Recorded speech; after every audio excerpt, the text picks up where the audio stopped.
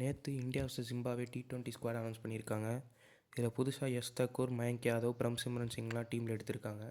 ஆனால் ஐபிஎல்லில் நல்லா பர்ஃபார்ம் பண்ண பிளேயர்ஸ் ரஜத் பட்டிதார், குணால் பாண்டியா, புவனேஸ்வர் குமார்னு யாருக்கும் வாய்ப்பு கொடுக்கல.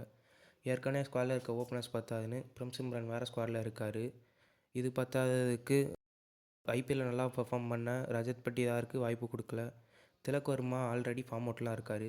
இந்த மாதிரி டைமில் ஜிம்பாப்வே மாதிரி ஈஸியான டீமோட ரஜத் பட்டிதாருக்கு வாய்ப்பு கொடுத்துருக்கணும். புவனேஸ்வர் குமார், குணால் பாண்டியா மாதிரி பிளேயர்ஸை ஏஜ் ஃபேக்டர்னு சொல்லி இக்னோர் பண்ணிட்டாங்க. ஐபிஎல்லில் நல்லா விளையாடுற பிளேயர்ஸை வச்சு தான் நாங்கள் T20 ஸ்குவாட் செலக்ட் பண்ணுறோம்னு சொல்லிட்டு ஐபிஎல்லில் விளையாண்ட பிளேயர்ஸை T20 ஸ்குவாடில் எடுக்காமல் இருக்காங்க. மயங்க் யாதவ் புவியை விட பெரிய பவுலரானுன்றது ஒன்றும் புரியலை. இந்தியன் செலக்டர்ஸ் ஒரு செட் ஆஃப் பிளேயர்ஸ்க்கு மட்டும் சப்போர்ட் பண்ணுற மாதிரி இருக்குது. அதுலேயும் அதிகமாக கஷ்டப்படுறது சஞ்சு சாம்சன் தான். இந்த ஸ்குவாட்லேயும் சஞ்சு சாம்சன் எடுக்கலை.